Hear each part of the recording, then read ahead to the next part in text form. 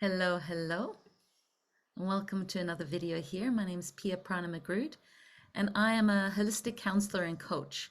And my mission is to provide comprehensive support and guidance to women who identified with a good girl archetype.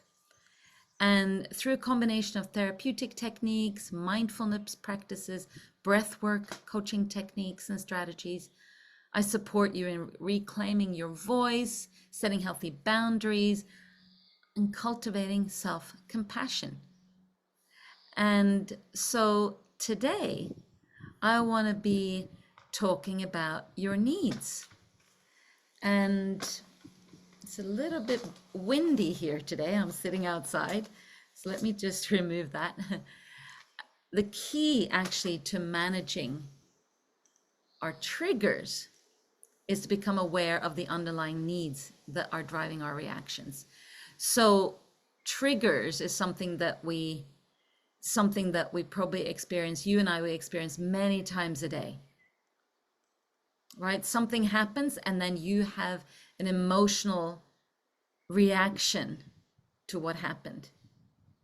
So maybe you find yourself in that moment reacting strongly to a particular, be it the situation or a comment, even when it doesn't seem to warrant such a strong response, right? But if that ever happens to you, and it certainly happens to be many times, you're not alone. I think I can firmly say, and with my 20 plus experience working with people, we all have moments when we feel triggered and our emotions seem to take over. Yeah. One moment you're fine and the next one of my favorite expressions is, you've got your knickers in a twist, right? Not comfortable. But what if I was to told you that when you're triggered, it's often coming from an unmet need? Yeah. When you are triggered, it's usually because something has touched something deep inside, a deeper issue or need that you have. Might be a need for safety, a need for respect, for a need for connection or validation. It could be a need for understanding or love. Whatever the need is, when it's not being met, we can feel vulnerable, defensive, reactive, right? The problem is that when you are triggered, you often don't recognize that your response is coming from an unmet need. Instead, you might lash out, or maybe you shut down or you withdraw. You might blame the other person for the emotions you have, or you might react in ways that don't really serve you in that situation. But when you understand that each trigger is coming from an unmet need, often that is unconscious, then you can become curious. Yeah, it's like, what's this all about? And so instead of getting upset at each other's triggers, you can become curious and compassionate. Maybe ask, which unmet need is hiding beneath this trigger? Yeah.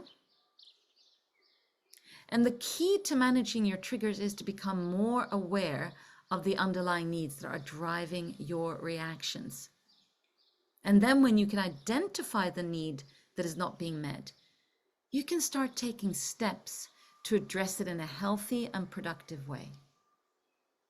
For example, maybe you're triggered because a colleague made a certain comment, right? You're in the office, they make a comment, and suddenly you're triggered. Suddenly you are on high alert, you're feeling angry, your blood is boiling. And then you take a moment and get curious. And ask yourself then, what is the need that is not being met? And then you might realize after some inner inquiry that you have a need for respect, or maybe it's a need for validation in the workplace. And so then you can start taking the steps to communicate that need in a more calm, in a more assertive way, rather than reacting defensively. And good girls especially have been conditioned to ignore their own needs, right? I know certainly I ignore my own needs for a very young age. And so women with good girl syndrome may feel guilty or shamed for having needs and desires that conflict with the needs of another. Yeah? Because what we then tend to do is we tend to go, oh, the other has this need. Then I will fall in line with whatever their need is. I will accommodate. Yeah? And very often you might feel that you don't deserve to have your own needs met, right? You're so used to putting so much energy and effort into meeting the needs of others. So then you're thinking, I'm being selfish for asserting my own needs. And this can be particularly challenging when you're not even aware of what your needs are. Therefore, you might not even be able to take the steps necessary to get them met, right? And boy, can this lead to emotions like resentment. And then you can end up with burnout and even depression. So your needs and understanding your needs are absolutely key, actually, to live a fulfilling life. But as with anything with good girls, to live an authentic life. So next time you find yourself feeling triggered, take a moment and reflect on the underlying need that is driving your reaction. Ask yourself, what are you really needing in this moment? And it might mean that it takes some time for you to figure it out. Yeah?